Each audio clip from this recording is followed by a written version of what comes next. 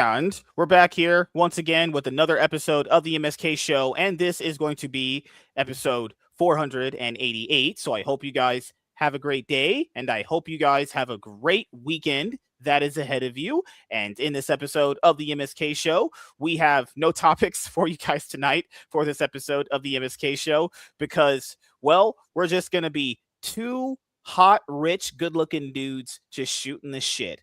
Am I right? Indeed. Hell yeah. So, I know you guys are probably wondering, why the hell are you awake at this time of the night? Well, actually, it's 8:46 for me on the West Coast, and it's like 12:47 for J Heat, I think, Blaze. 11:47. It's a 3-hour difference. You weren't too far off. No, you're Central, right? I'm Eastern, EST. Yeah. Oh, okay, I got you. Okay. So you're thinking of Central Time. You good. Yeah. So we usually would be doing this show with Jared, but as you guys know, a lot of people, have left me. They left me just like my dad. They're just gone. No, okay, I'm joking, guys. Essentially, Jared had a change of working shift, and he can only be on Mondays now. I remember my night shift days. Those were a nightmare. Good Lord. I've always been kind of mostly just a morning shift guy and a midday shift guy. Closing's not that bad. It's just like it depends. Yeah, I guess like holidays kind of makes it bad. Like if you're closing on holidays, I guess like that kind of sucks actually, because I've never like fully closed on any holidays though. And what's coming up crazy is with the job that I have right now. It's probably gonna be most of my shift moving forward is closing 3 days out of the week now. But as you guys know, because you guys have asked what's happened with the other job that I got hired for. So literally before this show, I went there essentially because I hadn't heard anything back because she had said, wait 2 weeks back for the background check. 2 weeks go by as of like a few days ago. And then I messaged one of the guys that I know that works there because we used to, play, trading cards and stuff like that. Like, well, Yu-Gi-Oh, obviously. And I know he sells like Pokemon cards too. And I asked him, was like, hey, if this happens, am I getting hired? And he was like, I'm pretty sure that's the usual next step, right? So it turns out, basically, long story short, the person who was overviewing the background check thought my social security number looked funny, even though I wrote it out perfectly fine. She said it was an older guy who needs like reading glasses, so he couldn't like make out the last 4 digits. So I had to go and confirm it with her, and she basically said, you should hear back from me in a week, hopefully sooner. So this second job that I got hired for should be coming through very, very soon. And I know Michael asked like in the chat, would that change your streaming schedule? I be honest with you guys, I literally don't know. I literally don't know. I'm gonna have to see what the schedules look like to even cross that bridge actually. But as you guys know, if me and J Heat Blaze did a fusion dance like Goku and Vegeta did in Dragon Ball Z, whoa, what will we be? Would we be a J Heat MSK, right? Or a Blaze MSK or an MSK J Heat? See? Blaze King. Blaze Woo! King. There you go. So, yeah, life's going pretty all right. I buy collected editions. I buy my pull list every 2 weeks. I read comics. I don't know.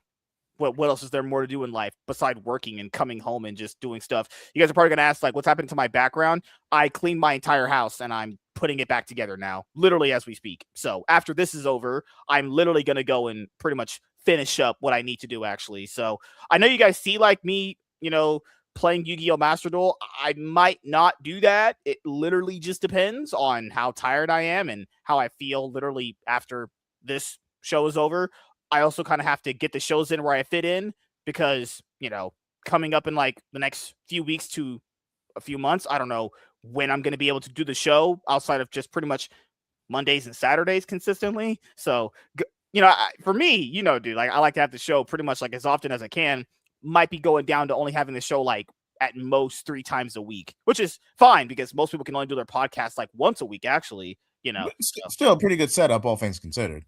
Right. So when all things are said and done, most likely we would have this show at the very minimum 3 times a week. And I think that's fine. Yeah, that's great setup. Yeah, because as you guys know, if I have a show once a week, I don't know if I could live with all the stupid out there because I have to be able to vent my frustrations on idiots, and I do that by using this show because And people thinking are mad. and considering stupid. Speaking of stupid, first of all, we got some DCU news. Is it good Let's just talk news about some. or bad news or terrible news? It just depends on how you look at it. We all know more than likely the government and regulation is going to approve the Paramount takeover. There's no one's refuting that at this Right? point. Yeah.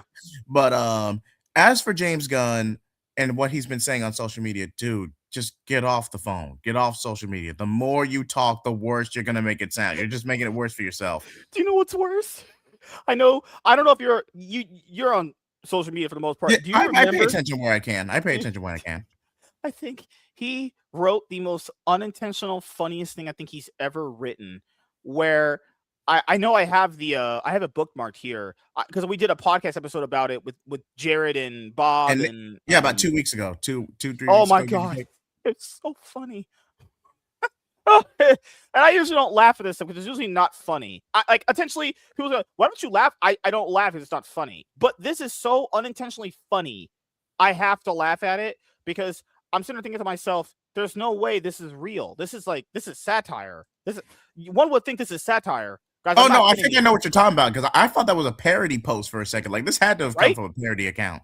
You would think like this is coming from a parody account, right? Because this sounds fucking like I'm not trying to be that guy, but this legitimately sounds retarded because the way that he spoke, it was like, dude, do you even know what's going on in your own universe? Like, do you even know the setup of your own universe? Like, Keeping your people on contract and not making Peacemaker season 2 and a standalone was a bad idea. Who would have thunk it? I think it was because I'm gonna bring it up right now, but it was the post he had where he had. I'm not shitting you guys. By the way, Cameron and Miss Sparkles, how y'all doing? Shit, this is hilarious. Okay, so James Gunn and Peter Safran are essentially the Kevin Feige's of the DCU, right? Okay. So one would imagine before they made this universe, the concept of canon would obviously come up, right? You at least have an idea in your head, at least a basic outline. Right? Just basic outline. Everyone always, this is standard movie, TV show practice. You draw an outline of what you want to happen. Very basic stuff that happens, right? This guy straight up said in his own thread tweet Posting that him and his wife, Jennifer, and the bigger, I forgot the overweight guy's name, the one with the guy who has something like that. Yeah, are gonna get on a podcast and discuss what is canon, and then I know that sounds retarded to you. I know. Here's the kicker. Then he asked you guys. He said, "What do you guys think is canon?" Okay, let's just break that down. James, you're the lead. And he might be not a good leader for a lot of people when it comes to things DC. However you feel about him. Okay, but just for the job description, I love what he has. He's the boss, right? Why is the boss of the universe asking just randoms online what they would assume is canon? Yes, it does sound idiotic on the surface. I hate to cut you off, MSK. But let's actually play devil's advocate for a second. He's in a messed up situation logistically. I'm not saying he didn't put his foot in his mouth, but let's be real. He had to maneuver everything from all the course correction from Hamada and basically everything that we're going to do. Whether or not The Rock and everything and all that, whether or not he was going to pull off Black Adam, that's irrelevant. But at the end of the day, he had to factor essentially a clean slate reboot while also keeping his wife, John Cena, and multiple factors still in contract unless you were in a position you were just going to buy them out. First of all, Warner Brothers, Warner Media, they were not going to be able to do that fresh off cutting ties with AT&T for Discovery. They were not going to be able to, especially John Cena. I mean, John Cena alone would have been millions of dollars to buy out. So let's just go ahead and establish that first. Second, Peacemaker should have been a standalone. If you were just trying to wrap this up and salvage the project and get your people on contract, have Peacemaker season 2 be a standalone. Let it be gradual. And if it's successful, good. We'll retcon and reintegrate into the DCU proper for season 3 and go from there. Now, Suicide Squad 2020, it was decent. It was okay. Creature Commando, mid, and hardly anybody watched it. It's good for what it is, But unless you're an avid comic book fan, and even then, it's not even a decent adaptation because the Creature Commando are movie monsters. The only one that's only you would even argue that's appropriate is Frankenstein and the Bride. So I bring it up right here because I know we covered it from comicbookmovie.com because it's so hard to find some of this stuff sometimes because you bookmark it and you have so many bookmarks that you got to go through your freaking bookmark search history. Like you make a good point, Cameron. You could have just you already had that to a degree with the DCEU. You could have just had Blue Beetle and Peacemaker be standalone and then start with Superman, and no one would have cared in the grand scheme of things. Okay, so here I will make sure. Oh, you got the screenshot, MSK? I have the quote here. Yep. All right, cue it up. All right, so this is the podcast one. Now I want to make sure. I want you guys to really emphasize how stupid this sounds, and keep in mind. This is the person in charge. That would be like president. I'd be like any president at any time in history walking up to a civilian and going like, "What do you think about us, going to war?" Why? You're in charge. You're supposed to know that.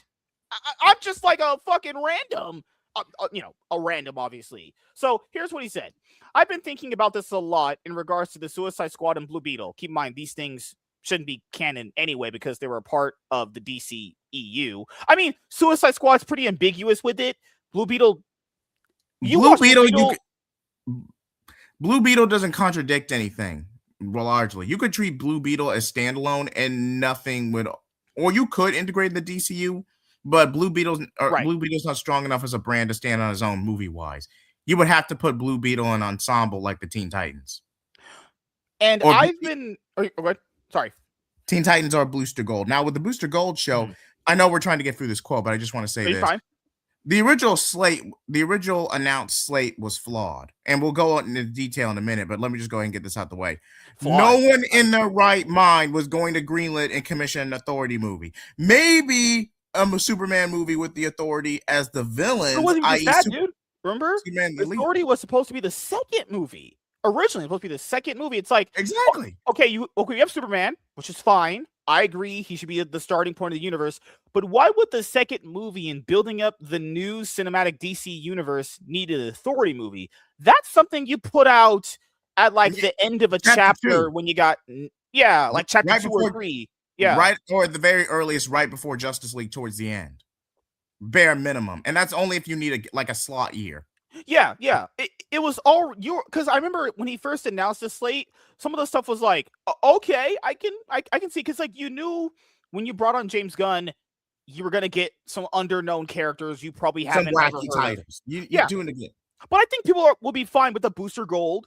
I do think people would be fine with getting like to a certain extent. I would say Supergirl. Like there's some in there weren't that bad. I could see if they're executed good enough, it could take off. But there was It's a decent slate. Now, let's actually go by the slate as is. Waller was replaced with Peacemaker season 2. We all know that. Thank God. No one wanted Waller. That's fine. For better or for worse. For better or for worse. Yeah. Superman 2025 was all right. It just didn't make it. It just broke even. Best case, if we're not counting merchandise, it barely broke even. Oh God, you're so nice, dude. Good Lord. But yes, okay. At the very minimum, worst case scenario, broke even. Allegedly. In Minecraft. I'm being nice, man. Come on, I'm being nice. But all right, Brave. Okay, this is the huge issue. The Wonder Woman video game. I mean, Paradise Lost. That's a the Wonder Woman video game. That's not his fault, but that's just common Warner Brothers just bullshit of like. To be completely fair, that's not just Warner Brothers. A lot of these studios got to stop doing that. They have to stop announcing shit. And then just in 5 years, when you actually think about it, it's never coming out. I thought about that Wonder Woman game. The same day they announced it's canceled, I thought I was like, wait a minute. Did they drop a cinematic for a Wonder Woman video game that they never had any progress on or did anything on at all? And then kind of find out it's gone. And let me tell you, and casuals might not know this, especially when it comes to adaptations and distributions and all that. But when it comes to the licensing and character rights, the creators of Wonder Woman are relatively lax as hell. They allow Patty Jenkins to write Wonder Woman 84. Now, did they? As long as you make Wonder Woman badass, they don't care. I'm just pointing out they let Patty Jenkins write Wonder Woman 1984, and I don't know if they attempted. Jeff Johns wasn't there to bail her out in the screenplay. You know that as well as I do. I mean, do you think the creators attempted suicide after watching the movie? Like, looks like you're going to the Shadow Realm, Jimbo. I think they went to the Shadow Realm willingly. Wait, is that the one where Steve Trevor comes back in the form of a promiscuous individual and Diana? Yeah. I'm not going to go into detail because I don't want to risk getting us demonetized, but if you know, if it's the same film I'm talking about. Yes.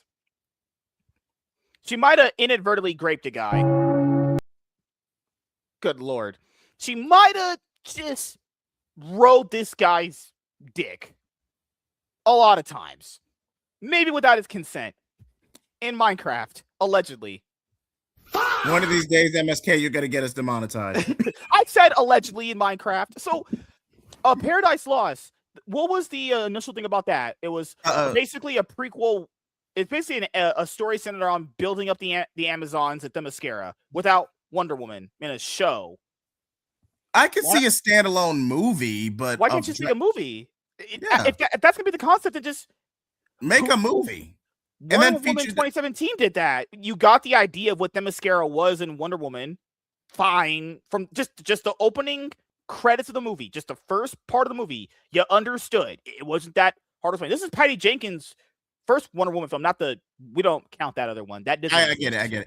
I will say this though.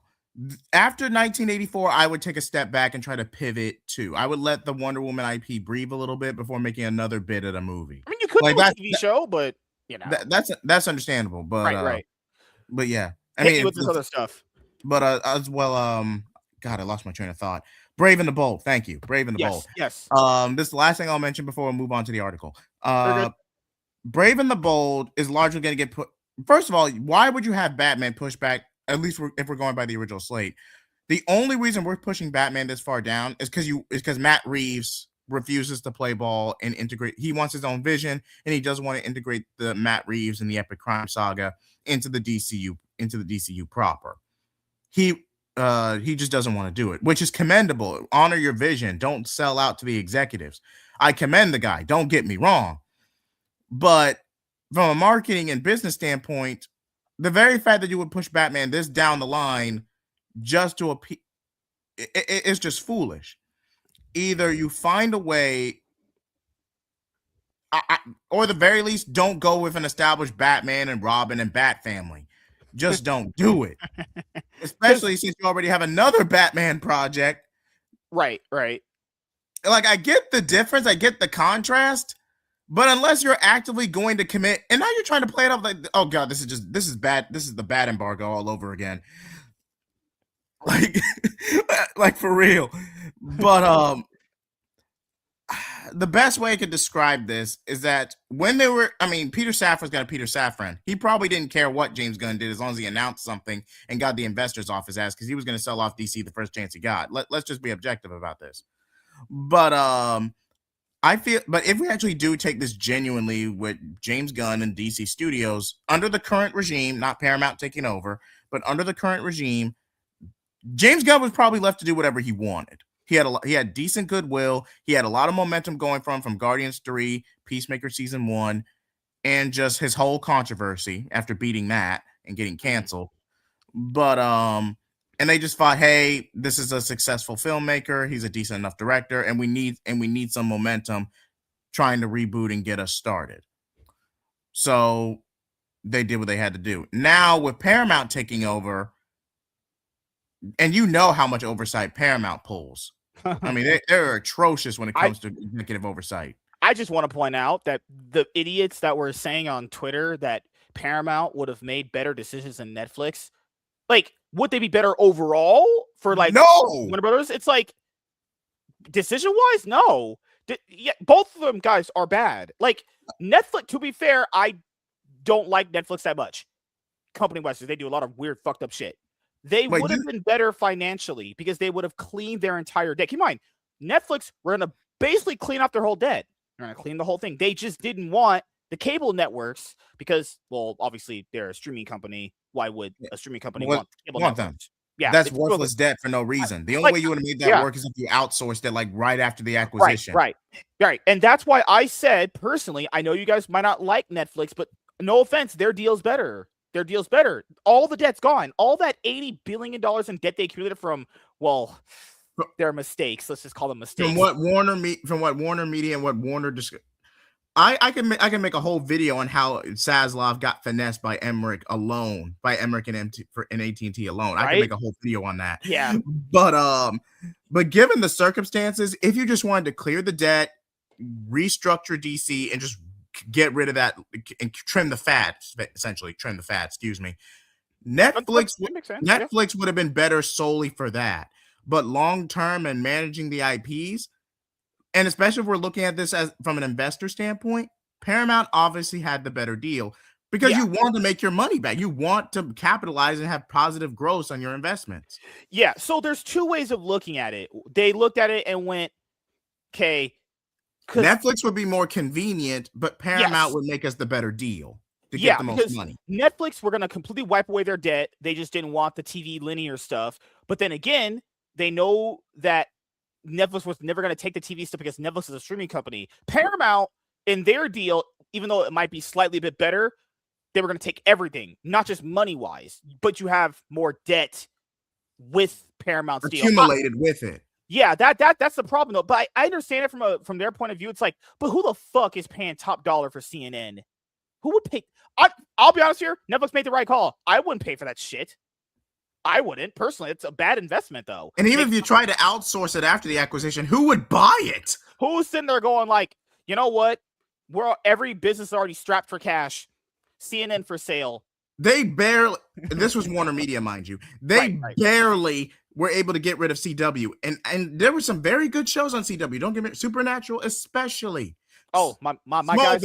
Vampire Diaries and Originals. You had Flash. You had Smallville, like you said. Supernatural, which ran multiple seasons. But commercially, they never made a freaking profit. It was 15 years worth of freaking back debt. You know what makes it even worse? People forget it was a joint venture with Viacom CBS, Paramount's TV division. Imagine two studios funding it and couldn't get it profitable. That's crazy. That is absolutely insane. Oh no, there was obviously some money laundering going on behind the scenes. They'll never admit it, but there was. Like, come on, let's be objective. Yep. Even when none of that stuff was profitable, and it was it's actually even worse when you think about it. People don't understand breaking even in business terms. No business wants that. No one on their level wants that. At the end of the day, that's barely keeping your head above water. Yeah, and also you got to kind of factor in. I think that I personally think it was financially worse because what about the years you were just starting up? What about the years where obviously the ratings are down? I believe they actually lost more money than they actually broke even on. I think it was just a complete. And keep in mind, I love some of those shows. I would still watch a lot of those shows. So say I love this stuff on the CW sometimes. You know, it had its really campy, disgusting, cringe bullshit it would always do, but it was season 3. Fuck, God, I'm just coughing too much. Damn it, J-Heat. But now you're good, man. It's The thing is, Warner Brothers put themselves in the spot to be sold off. We're just gonna forget the J.J. Abrams deal. Here's $200 million. Make us DC dark content. What does J.J. Abrams get? Nothing. He just gives didn't he produce Cape Crusaders, or did he outsource that to Amazon? So Warner Brothers actually sold that to Amazon. Amazon actually funded most of that. Amazon wanted that for the streaming service. So he was just involved as a producer. And like, what did he do on that? Is just, it's crazy. It took so long to come out. People were like, where the fuck is the show? And then, well, no one even realized it even exists now. Yeah. Well, how you make money on TV shows versus movies is way different. TV shows is obviously done by a system of ratings, merchandise, all that stuff. So like movies, it's way different. Essentially, the shows don't produce enough ratings to get enough money for the studio. So then people would ask, well, why would you still run them though? Tax write-offs. That's all. And I'll even give you a recent example. This is a dated example. I'm probably showing my age with this one. But Teen Titans 03 or just about any other former Saturday morning cartoon you can think of. Yes, merchandise, toys, lunch boxes, stuff like that. But when you follow the old, I'll even give you another example, not just Teen Titans. Young Justice during its original syndication, seasons 1 and 2, they relied solely on the toy sale model. But Young Justice season 2 was so raw, was so melodramatic, I should say, so angsty that the toy sales tanked so bad that Martell pretty much backed out, and Young Justice season 2 was officially canceled from that point. Why do you think it took 10 years to actually even consider a revival? Oh, you also got to factor in, like you said, toy sales. I know you guys have seen those Arrowverse toys throughout your life. Did that I never seen that. Barely. I barely saw any merchandise for the Arrowverse at all. It barely sold. Because I live in California. I don't know what state you live in. Okay. You might have seen more than I did. It never sold. None of that shit sold. I was always going to Walmart. That shit would be stocked full. Like, no one wanted that shit. And then felt bad for my guy Barry Allen, Grant Gustin. God damn it, they really fucked that guy. But Green Lantern. So there's two different ways to look at it. So a lot of people go, how would a certain show not make money? It's just, people gotta understand the business side of it. If the business can use it as a tax write-off, they'll use it. So it's actually cheaper on the business to keep funding it, even though it's a net ratings loss, because you're also getting the benefit of it being a tax write-off. So essentially, the reason why businesses invest that money, guys, is because if you don't invest that money, if you're on their kind of business level, the amount of money you get, the amount of percentage you get taxed on it. Oh, none of us. The IRS don't play. The IRS. Yeah. The amount of money. You got to spend it on something. You got to document. You got to spend it on something.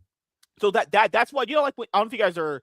Well, I don't think you guys have jobs, but you know how, like, you do your taxes and they always ask you what you spent your money on? That's a reason for that, because you can use that to your advantage. And businesses on, like, that level, like, and I know people are I know it's going to sound stupid. So Superman, the one movie that came out that we pretty much said was kind of a box office failure, it probably was a box office failure. I think it personally was. They can use if we're going by pure numbers, it probably failed by a small enough margin that merchandise was able to pick up the slack. Right. And it didn't lose by much, but it's still considered a financial loss. Yeah, and why? And you guys got to factor in, why do you guys think that most of those actors were complaining about their pay? So, Grant, I would say not Grant Gustin. Oh my God, the people that played Joe and Caitlin and Cisco and Iris. You guys remember the supporting cast? Yeah, you remember them always trying to negotiate a higher pay raise with the network constantly? I know those. You guys know those stories? They were out there. Yeah. The only one I would argue was justified was Joe, because he's a seasoned actor. He deserved more than what they were giving him. Killing it on the show. Yeah, amazing. Yeah, and it was crazy, guys. In the Flash, I didn't watch the final season of Flash. I watched all the other seasons. You're better off. It is hot garbage. It is. Don't break my heart. It is hot garbage. The guy who plays Joe left in the final season to go headline a show on NBC. Now, was that show ever successful, and did it go multiple seasons? I have no fucking clue. But he made way more money, I'd imagine, going to that than staying on the CW. Why do you guys think the guy that played Cisco is not there? Why do you guys think that Tom Cavanaugh basically said, yeah, I'm not going to be a series regular anymore? Grant Gustin literally negotiated a 1-season contract after his 7-season contract was up. Yeah. Because it was originally supposed to go for 7 seasons. That was the original commission. And then after season 7, he negotiated by a year-by-year basis. So season 8, he was paid a lot more money, and then season 9, he made the bag. He deserved to make the bag. Sticking with all that bullshit. Yeah, definitely get paid. Do what you got to do. And this is the thing that the company keeps doing. Another big one I know you guys know about, the day and date release. And it wasn't just the day and date release. The day and date release was horrible because they almost got sued by every company that was involved with the movies in general, and they had to pay a bunch of millions of dollars in back-end deals to keep these people happy. Otherwise, they would have gotten sued into the ground. Probably would be no more Warner Brothers if they actually didn't give up all that money. So this company has been very bad with money. That's the reason why they're getting bought out. Like, it's not any of the talent's fault. They're just doing it for a job. I will be fair to them with that. Warner Brothers has been badly run forever. Like, they've always been. Let's look at just another random example. It just came in my head one day when I was at I think a Walmart, just texting on my phone, waiting for my ride. Remember those great animated shows you liked as a kid? Teen Titans, you like the Static Shock and Batman Beyond, all that stuff. Why did those shows get canceled? Why did they end? If they were just these are highly very rated shows, not word of mouth. The actual ratings of them were insane. Arguably iconic, depending on which ones we're talking about. Why were those shows canceled? Teen Titans was canceled. Why? Yeah. Teen Titans stretched its audience too thin because it was split between multiple demographics. A lot of people were hopping on more than they could anticipate, and right. Also, they put Teen Titans on at a bad time slot where you could compete with Avatar, you could compete with Ben 10, you could compete with Toonami at that moment in time. It was being phased out. Damn, that's a lot. There's competition right there. With so much competition, they were practically going to get phased out anyway. And what can you really do with a season 6? Like, I know we're still on the article. We'll get to the article in a moment, but I just want to make this example. Teen Titans was basically all the major storylines from like Teen Titans. Season 1 was season 1 kind of started with a more modern one with Red X / the Renegade conflict and just Grayson's growing pains getting out of Bruce's shadow. Season 2 was obviously Judas Contract. Season 3 was the Technus Imperative. Season 4 was Trigon the Terrible. And season 5 was mostly Beast Boy and the Doom Patrol and the Brotherhood of Evil. Starfire now granted, Starfire gets a few focused episodes to her name, but what other major storyline does Starfire have that you could revolve a whole season around other than either her and Robin finally getting together, which again was in trouble in Tokyo, and her political marriage? You could arguably what they could have done, like I know I'm not very familiar with comic Titans actually. What you could do is what the comics did around when they kind of phase them out of being teens. You just call it Titans when they're adults. That's the only other way you do that.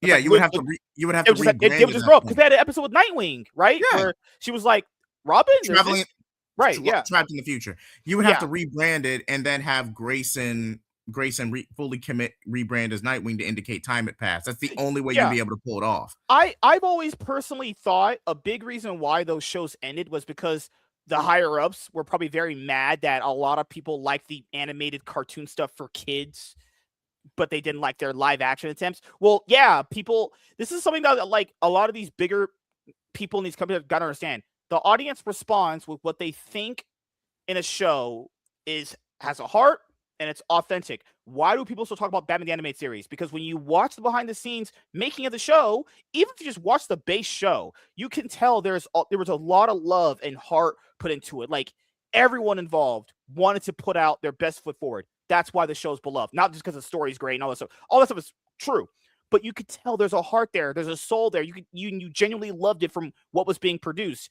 Well, live action attempts, no. Like, no offense, outside of like what?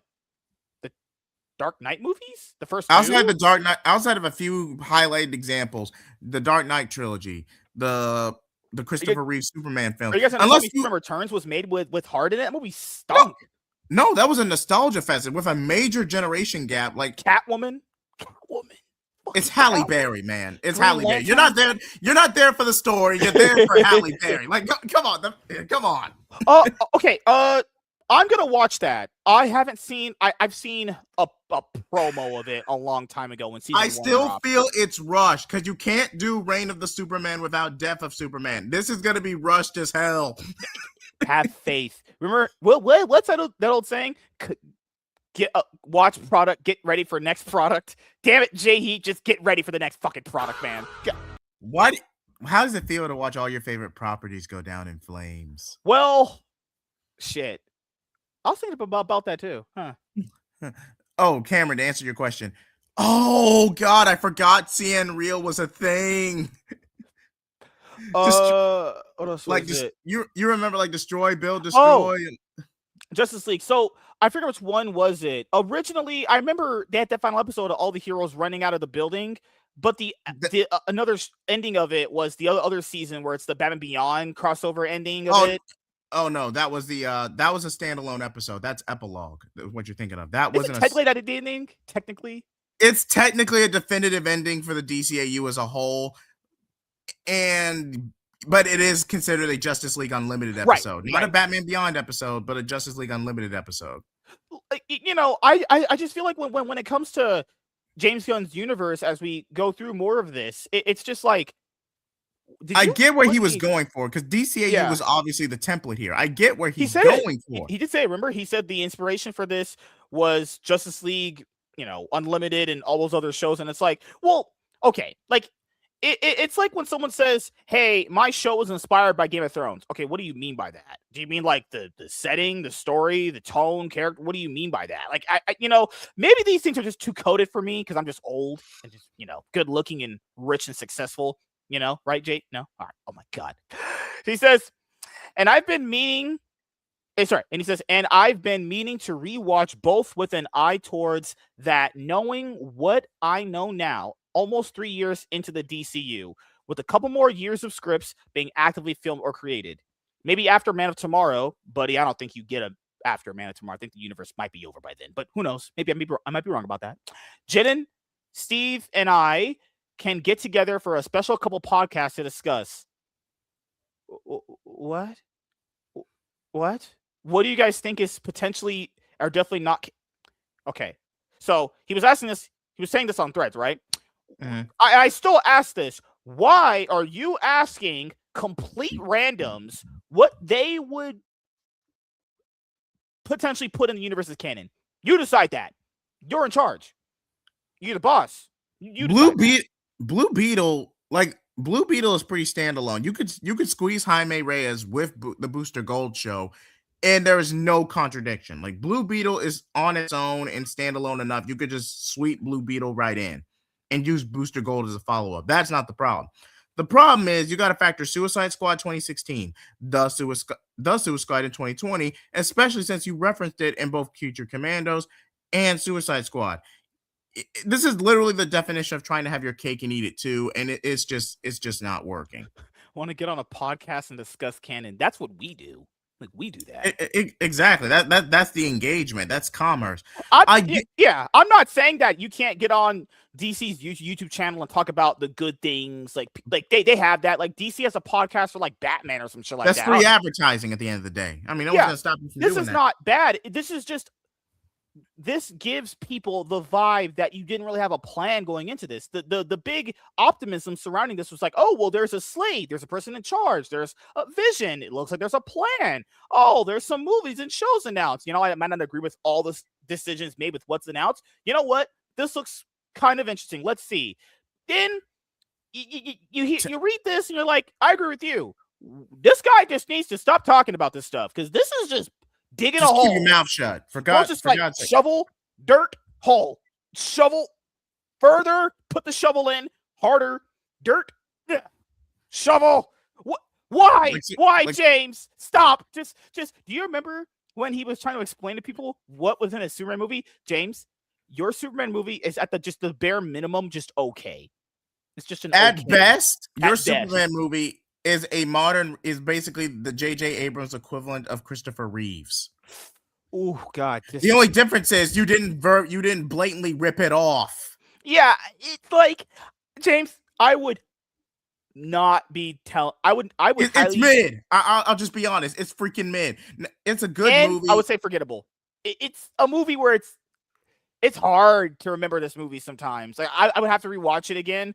I think because overall. I wanted to love it because I love Superman comic books that you guys can see. I've seen like every single Superman, most things, obviously. Not to mention Mr. Terrific completely stole the show. Oh, God. Yeah, imagine that. A Superman movie where the other character steals the show. Good fucking God damn it.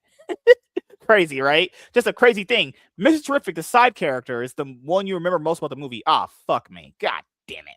Yeah, it's just... his Superman movie, I would highly advise if I was an advisor, if I was his lawyer, I'd be like, I don't think you should be telling people what. Get off social media. Get it. I would highly tell him, and just a very hey buddy, do not discuss the plot details and intricacies of your Superman movie because when you do that, that movie would fall apart even harder than what it is. It's already just an okay movie. You start picking that movie apart, woo, golly, that goes from like a borderline 6 out of 10, 5 out of 10 maybe to like 3. I will say this though. God. I will say this. I admire his ambition. Just ignore Twitter. Don't say anything because you're not exuding confidence. First of all, you already have David Lindelof on freaking Lanterns.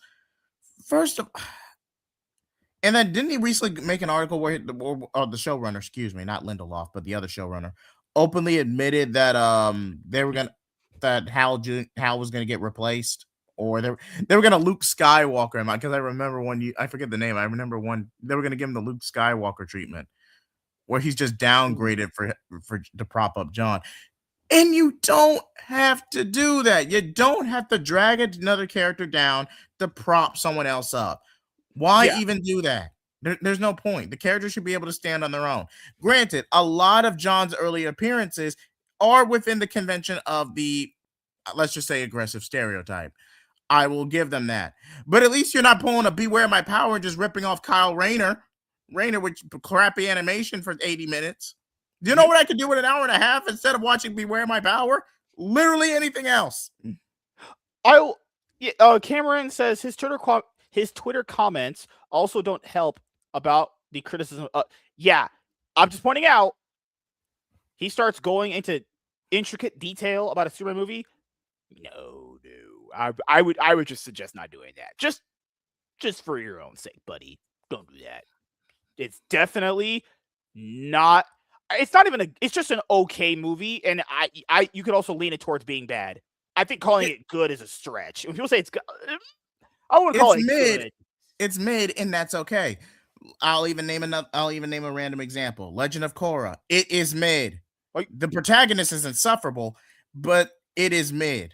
Is at least mid. Compared to Atla, it is a downgrade and hot garbage because Atla is a freaking masterpiece.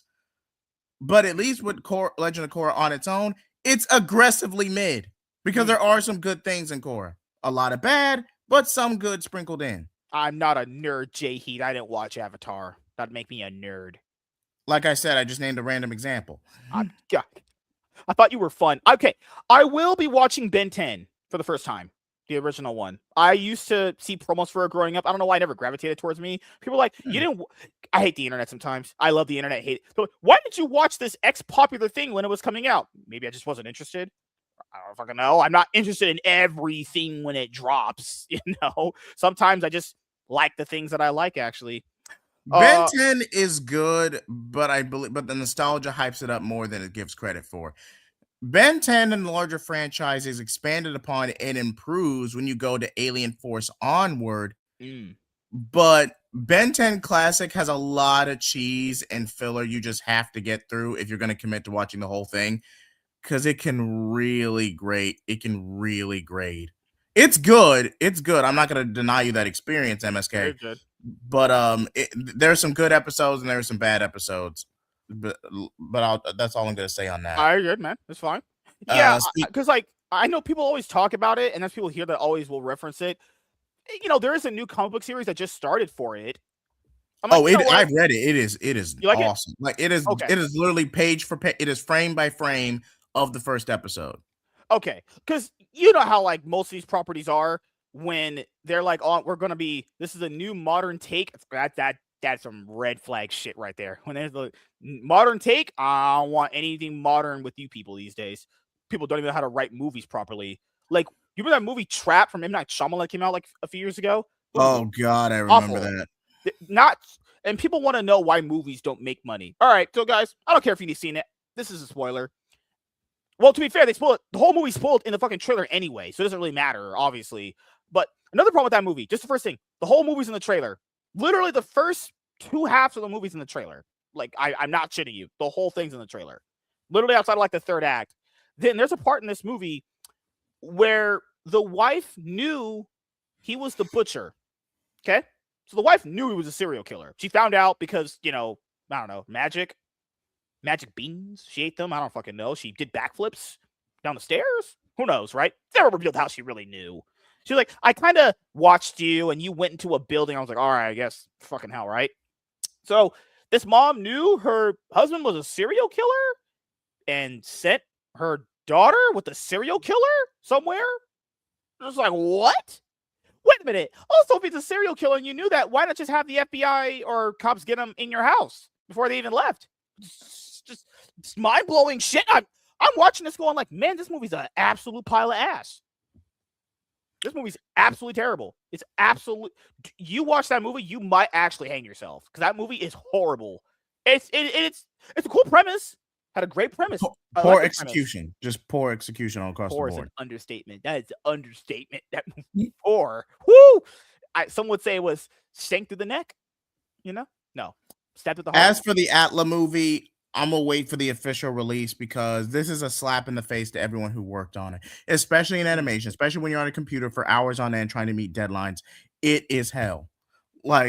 And then because Paramount being cheap and wanted to prop up their lackluster streaming for it, Paramount Plus is the weakest out of all the streaming platforms. Can we just say it? Can we just freaking say it compared to everybody else? I had Paramount Plus for a little bit. It was all right, I think. It wasn't anything great. Yeah. Exactly. I think the personal best ones are, I had Prime Video.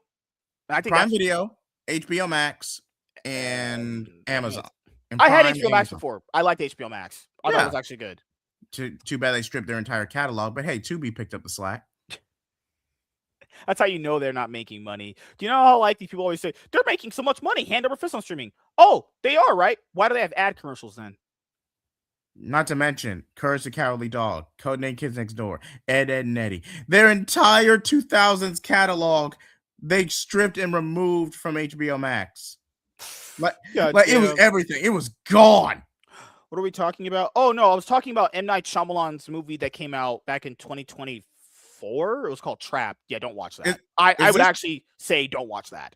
Is Shyamalan the same guy that made the infamous Last Airbender movie? He did. He also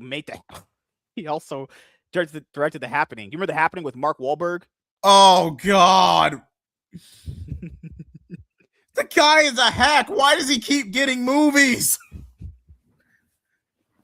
This guy shouldn't be anywhere near a camera, let alone a studio. You know how I said just never watch Trap? Never watch The Happening. He didn't try on that one. Nobody tried on that movie. That was just like the Happening. You knew that was gonna be shit. Like, come on. I bought that on DVD. My brother bought it on DVD. He brought it home. He thought he was cooking. Gift. No. It was this liquor store who was selling DVDs back in the day. The movies were really cheap. They're like $2 or whatever. Brought him The Happening. Those were the days. He thought he was cooking with that one. It said The Happening. It had this cool little premise. No, it's trash. Utterly horrible movie. I don't even think I finished it. I think I got to the part where, I knew I didn't finish it. I knew it was just so bad. It's one of those. Go ahead. Go ahead. You're fine. Go ahead. And fun fact, Cameron, South Park was actually split between HBO Max and Paramount Plus for a time because the creators got a little greedy and kind of did a joint deal between the two, and they tried to get around it by making specials exclusive to Paramount Plus. But they weren't able to get away with that anymore. What about Clayface movie? I like the Clayface trailer. It's a horror film. Horror films have relatively small budgets. The only thing you really have to worry about is the special effects. So it'll make a profit, albeit a small one. But box office wise, I'd say Black Adam numbers. Best case scenario.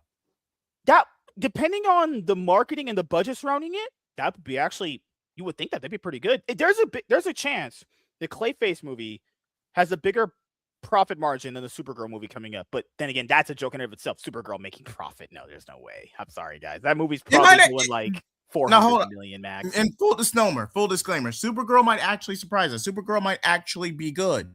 I'm not refuting that possibility. Yeah. But from a pure marketing, brand, IP, and box office standpoint, you'd be lucky this makes 350 million. Yeah. What was Venom 3's number? Wasn't it like 420? Venom 3 for its last. Venom was right at 430, 420, right? Yeah. Roughly 430 million, excuse me. Sorry, my bad. Venom, The Last Dance. What a stupid name. 478. I think Supergirl does 420. That's fair, right? Just under 450. That's fair. Yeah. That's fair. And that's probably not good considering how much money they're going to spend on it. Oh, no, they completely blew up the budget. They're downplaying that as hell. They completely blew up the budget. Dude, let's be honest. Did you see the damage control for the Mandalorian and Grogu movie coming up? You know how the media is softening it and they're saying shit like, well, this was actually made cheaper than a lot of their other movies.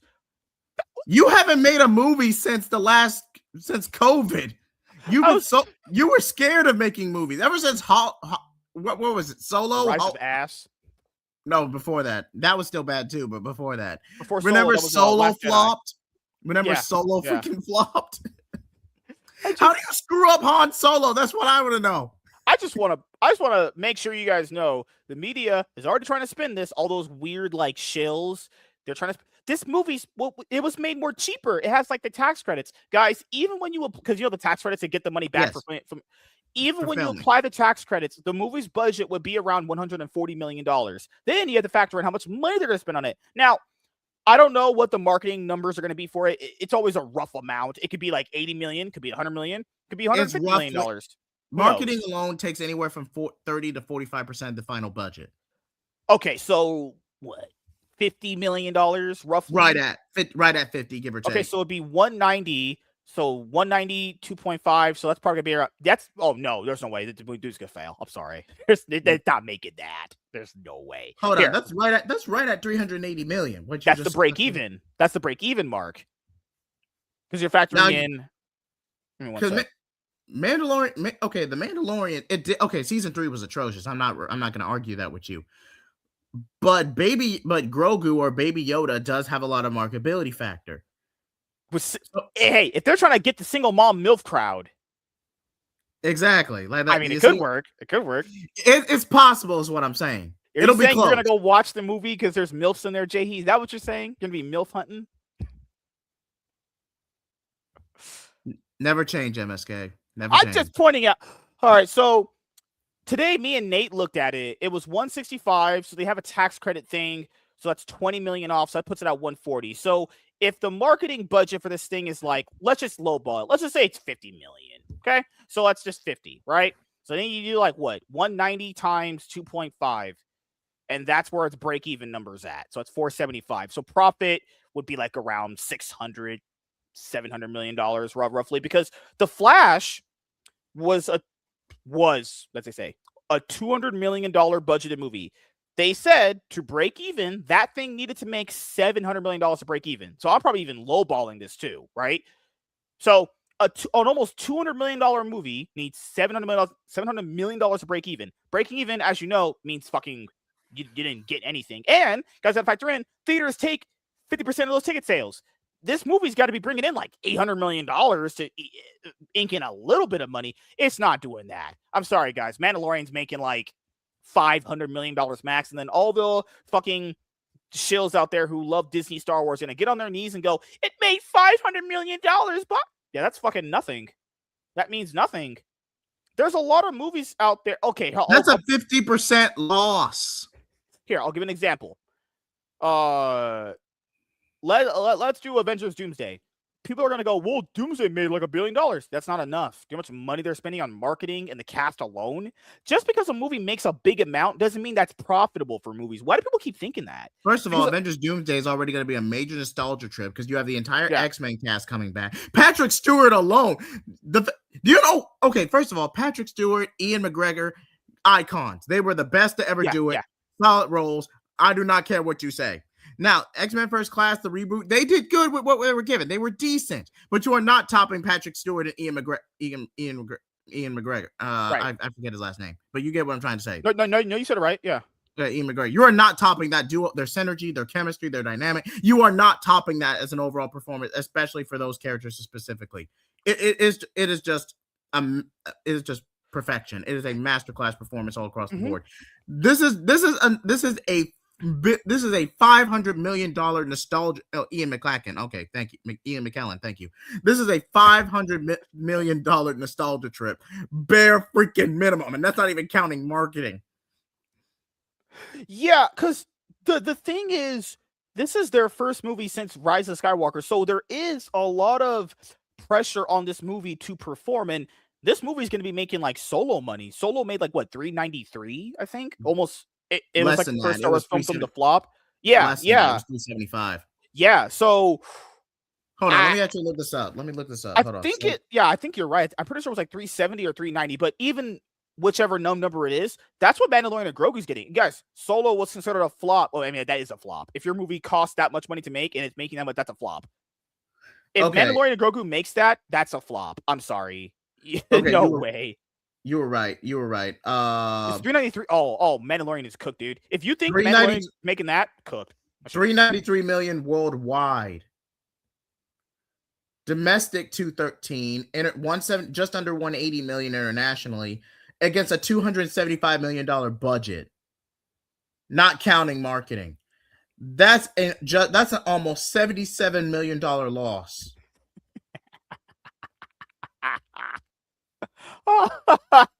Holy shit.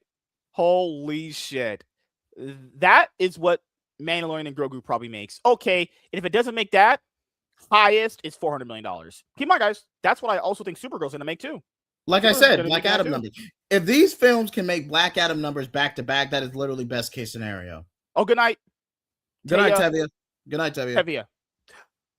Do we even know the premise of the movie? Or is it just Temu Mandalorian season 4? It's a revamp of what Mandalorian season 4 was going to be. They decided to condense it all together into a movie. I'll be honest with you guys, which was probably the best call if we're being objective. I didn't watch any seasons of Mandalorian, but it's good, but it falls off quick. That's all I'm gonna say. But I did see the trailer for it. I was watching a movie. I think I was watching Send Help or Mercy or whatever. Saw a trailer for it. It didn't.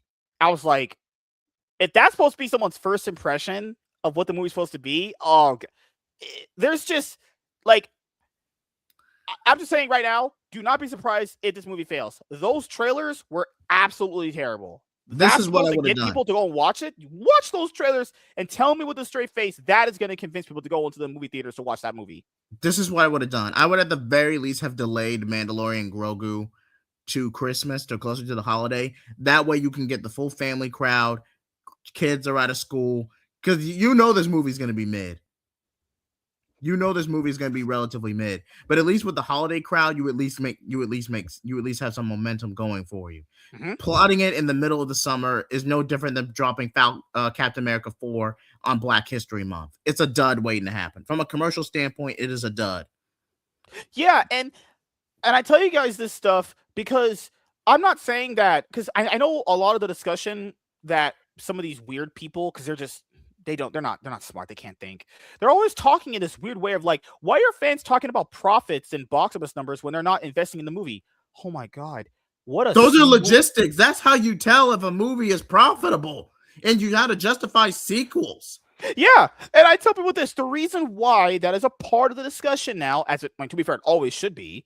And keep in mind, no one is saying, I don't think anyone, even the people that might agree or disagree with you about a movie or how you feel about it, nobody would say with a straight face, oh, this movie's better because it made more money. No. That's obviously not part of the discussion. What's a part of the discussion is that you have to kind of factor in if this movie didn't do well financially. Let's say even if you did like the movie, you're probably not getting another one. Let's say you like that Borderlands movie. I don't know how anyone liked that Borderlands movie. It was fucking awful. But wait, there was a Borderlands movie?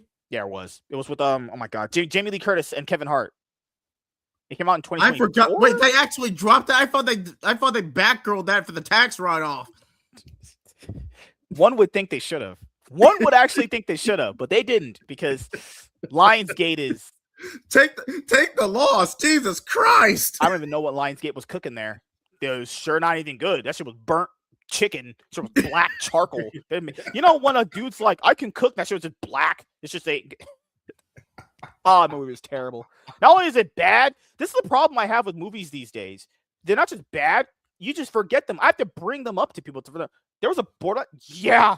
I watched it because, we have a channel here where we review movies sometimes. But come on, I love movies. I do review them with you guys sometimes, but it's just like, God damn. I feel like sometimes I'm a one-man army with watching some of these new movies. But no, just the reason why numbers should be factored into the discussion is because you also have to measure, was this considered successful with theater taking their cuts? Obviously, the market that goes into it, all these other countries that take their cuts too. But even when you have to consider all that, like one would obviously look at No Way Home and consider that successful based off the movie making enough money, and it obviously being a success with the people that watched it, right? But outside of nostalgia and Sony headlined that project, so most of the money was going to go to them. Like I don't like. Okay, if you have a normie casual ticket, I don't care how much a movie made as long as it's good. That's fine. But if you liked that movie, when you want more of it, I would think so. But to be fair, not everything needs a sequel. I'm not even saying everything needs a sequel. My thing is like, why are people so defensive with companies I'm just discussing the numbers with you. And keep in mind, these numbers could be lower or higher because who knows, they could fudge these things too. I don't know, these people aren't really known to be the most trustworthy people, when do you remember the legendary Bob Iger quote he came up with like a few years ago where they're talking about quality of the MCU? Dudes out here saying like, they're talking about quality over quantity, and he's like, now we got to start making movies the right way or something. What the fuck are you talking about? What? Bros out here they just inadvertently admit that the movies they were making were shit. Okay, I guess. See, that's actually what I wanted to bleed into, because when you feel like you have a solid IP, a solid brand, you are too big to fail, that's when you start screwing up. Because Star Wars was arguably the most successful and biggest brands of all time. And since Disney and Lucasfilm, and they had squandered it because you had stupid ideas. You threw out everything you dubbed it Legends and threw everything out. It was a template, it was a manuscript. George Lucas's, it was all there. All you had to do was literally adapt it from comic book to paper to tie-in material to screen. And you could just let the money flow. But you wanted to put your own spin on it. And yes, all companies chase trends. That's just an objective truth. All companies are going to chase trends because they want to see where the consumer base is. But there are good trends and there are bad trends.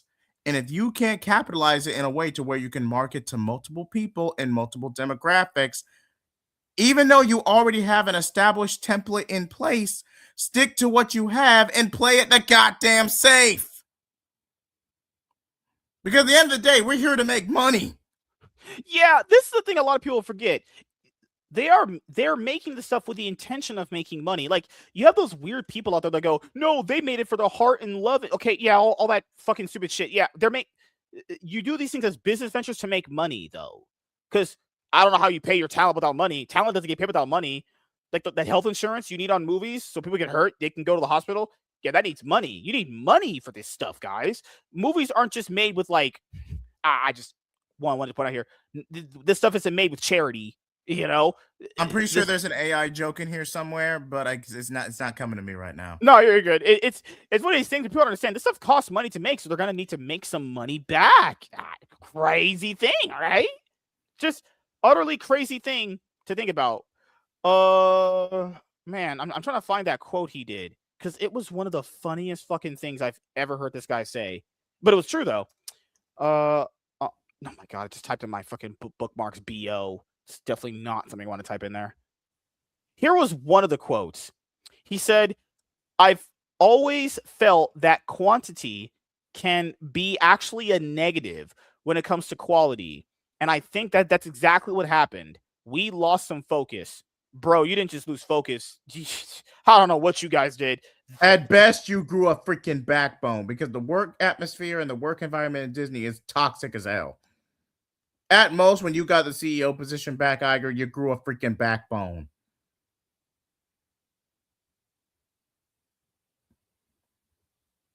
All right, so we're going to wrap it up here in just a moment. I actually want to find that quote, because that shit is so fucking hilarious. When he was like, yeah, he basically like softly admitted they were just making a bunch of shit. Now, to be completely fair, we all knew that. But it's good. It's good when the CEO can openly admit that. Like sometimes you're like, all right. You just gotta be real with people. You just gotta be real about it. Own it. Yeah. He had one where he said, quantity does not necessarily beget quality. Yes, Bob. No shit, buddy. We know that. Oh my God. Oh, I love it. Okay, which would you say is worse, Ironheart or Secret Invasion? You know what's crazy? I gave up on watching these shows as She-Hulk. Not gonna lie, I wouldn't have blamed you. I quit because these shows are all the fucking same, and it always resulted in the same shit. Either they would be very, very mid, or they would be just like homogenous as hell. It's just horrible storytelling, boring. Like, these people legitimately couldn't do superhero storytelling. It was just it was just very clear these people just can't write superhero TV. and I just wasn't gonna sit there and watch most of this shit, with these people constantly. Can you mind, people used to do watch party for the stuff. We used to stay up to like 3 o'clock in the morning to talk about this shit. And these episodes would drop, and they'll be terrible. Like some of the even like I'll say this, I liked the one that I enjoyed the most, despite all of its problems with Falcon and Winter Soldier. Even that had a lot of problems with it too. Like that wasn't really worth waking up and in the night and staying up for that when episodes drop. You know what I mean? Like this stuff is not must-see TV. And the Penguin was good though. I will. Penguin was awesome. I do. People have said it's good. I do need to watch it, but keep in mind. But what other companies have? Warner Brothers, wrote. Oh, someone at Warner Brothers wrote that. But you see what I'm saying, right? It's just like, I just can't, for the love of God, trust. I would say the MCU with superhero TV shows. After She-Hulk, I was firmly done. I'm good. Wait, didn't they reference and throw shade at a famous YouTuber and turn that into a whole entire plot point? Like they made a whole excuse my French for those in the comments. They made a whole slut shaming episode with She-Hulk, and I'm pretty sure they referenced a famous YouTuber verbatim, his logo and everything. I bet he got huge money off that, like for real. Yep. There was the episode of She-Hulk where it was like the wedding episode. It was like some of the worst shit I've ever seen. And I was like, I just needed to stop watching this. I actually did the thing where people said, if you don't like it, don't watch. I agree with you. Yeah. I'm out. You only got to tell me twice. I'm out. Wait, which episode? I'm curious. It was episode 7. It was when she went to that wedding for someone, and then she completely upstaged everybody. Yeah. Yeah, it was just I was sitting here watching this going like, why do I care to watch this? I don't like this. I hate every minute of it. It aggravates me. But all the shows did that. Like Loki season 1, WandaVision, ups and downs. Ralph Boner. Yeah, Ralph fucking Boner. Holy crap. Ralph fucking Boner. Falcon Winter Soldier. The villains. Flag Smashers. Trash. Absolutely terrible. And certain things that Sam Wilson said, just why are you saying these things? You sound like an absolute idiot saying these things. Then what else was it? Loki season 1, boring, absolute dribble, just boring the whole time. Like I'm sitting there going like, why are we watching this? This is terrible. Then what else was there? After that was What If season 1. Actually, What If was pretty good. Season 1, the best. I think that one, barring the bad episodes, if it had a lot more better focus on the better parts of it, I think it had the best episodes of what they're trying to do. The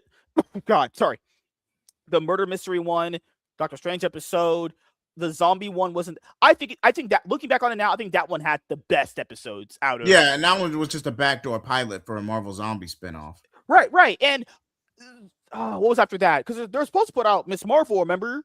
But they moved that to 2022 because something for whatever reason. They delayed it for whatever reason. And then they did Hawkeye, which was okay. Yeah, just okay. Then the Kingpin shit happened, and you're like, all right. Wait, that was that one TV show? They kind of like dropped the whole thing at one time. Oh, it was Echo. Yeah. That was the first one they ever just dropped. They just dropped it the whole because they knew they weren't gonna watch it week to week. Yeah, that was another one too. It's like, why does Echo need a show? Why? I appreciate the actor who played Kingpin and Daredevil coming back. But I feel like Echo only existed because they didn't want to commit to bringing Daredevil back at the time. And then Echo was so bad, like, yeah, we need to start actually spending money on this. What was after Hawkeye? Oh, Moon Knight. Oh my god. Moon Knight was wasted potential, man. It just fell off towards the end. Moon Knight started off good. It just fell off at the end.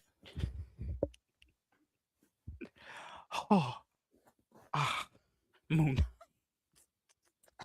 Oh god. And then what was after that? Miss Marvel. Great quality TV we're getting here. Moon Knight, Miss Marvel back. All right. Okay. And the last, but She-Hulk after that, I was like, I'm just done. I was like, I am done. Fuck this. I am out.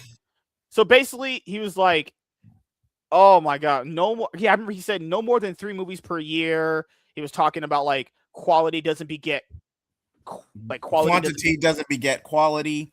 Yeah. Okay, thanks, Bob, for admitting. Yep, you lost focus. I agree. You guys suck ass. Now, could you suck less ass coming up? We'll see how it goes. Oh, God. He had another one where he said, overall, I feel great about the slate. It's something that I've committed to spending more and more time on. The team is one that I have tremendous confidence in, and the IP that we're mining, including all the sequels that we're doing, is second to none. Guys, Fantastic Four barely made any money. Wait, I thought it broke even. It probably did. It only made like what, $500 million exactly, or like 510, something like that, right? Bear with me. I just got to look this up. Oh, you're good. You're good. Someone had a headline in 2024 that said, "Finally, Bob Iger gets it. People want to watch good movies." The fact that that's a headline is insane. That's crazy. 520 million with a budget of 117.6 million. Maybe a slight budget, but if it did profit, it was a relatively small one. Oh yeah. Oof, gosh.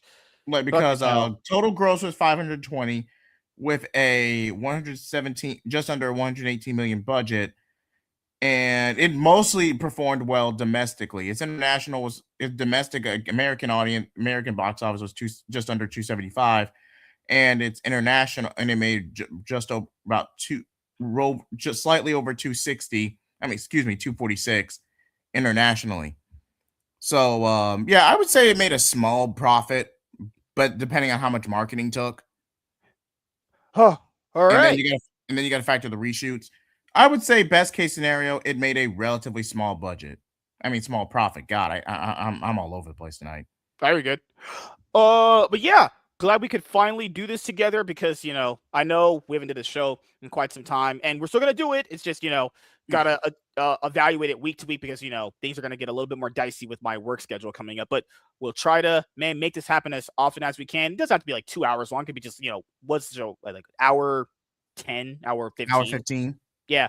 And to be fair, I know it's starting a little bit later for people here. I want to try and start at like 7:30 my time. So it's a little bit more early on YouTube. Just, life's crazy, as you guys know. But I know you discuss comic book stuff on your channel too. Is there any comic book arc you're going to be discussing on your channel? I think you did it with someone else recently. You guys were talking about Crisis on Infinite Earths, I think, at one point. Actually, yes, that was with Nick Lenz. Mm-hmm. And I reviewed Crisis on Infinite Earths. I even got a Maul review coming up from Maul Shadow Lord. I was requested to do a review on that. But I was having technical difficulties, so I had to push it back. So now I'm going to rewatch the whole thing, including the finale, and then I will give my review. But whether I'll live stream it or just pre-record it, I haven't decided yet because, again, I've been having technical issues. But you will get an official announcement from me in my community post. So I do want to go ahead and confirm that now. Okay. Yeah, because, comic like discussing a comic book movie or just, a comic book arc from a collected edition. It's always fun. I really enjoy that. And you did one about Avengers Dissembled, I think. Yes. I also did a review on Avengers Dissembled. Okay. Did you like that? Actually, I know I've heard of it. So yeah, it was a decent storyline. It was a decent storyline for what it was. What you're basically saying is you're not rereading that anytime soon. That's what Jarrett is basically saying. Good Lord. And anything you guys want to do in the comments, either comment on my videos or reach out on my community tab. If you want to make a recommendation for a comic, for a storyline, I don't mind going new or present. I don't mind doing that. And we just go from there. Like I want to engage with both my co-hosts, my collaborators, and my audience. So feel free to continue making requests. I don't mind. Yeah, I want to get back more into reviewing like the arcs in the collected edition format because it's just much more easier to consume. most of the stuff just through a collected edition because, it's just a lot easier to take in most of the story arc through that than just reading a single issue. But if, I don't mind the single issues too. It's just, it depends on how I'm feeling that week. So I know people are going to be talking about Supergirl Woman of Tomorrow more because the Supergirl movie based off the comic book is coming out very soon. So we'll see how that goes, actually. Have you ever read Supergirl Woman of Tomorrow? Oh, I think he's... he's good. Yeah, I'm here. No, you're good. I was asking you one more thing before you head out. Did you ever read Supergirl Woman of Tomorrow? I did. Okay. I think I can get the compact comic read before... If we do this Saturday next week, I think I can have Supergirl Woman of Tomorrow read. Hold on. When does it come out? It comes out... It doesn't come out till June 26th. So you got time. So you're saying I only have a few days? I'm just kidding. Like, it just depends. Like, do you want to review both the comic and the movie at the same time, or do you want to just review the comic and then do the movie as a separate video? Yeah, no, that the second option you said.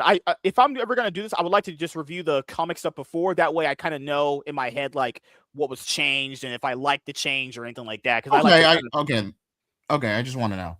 You're fine. We'll probably save that for a later topic. We will keep y'all posted either on mine or MSK's official community. Oh, it's crazy.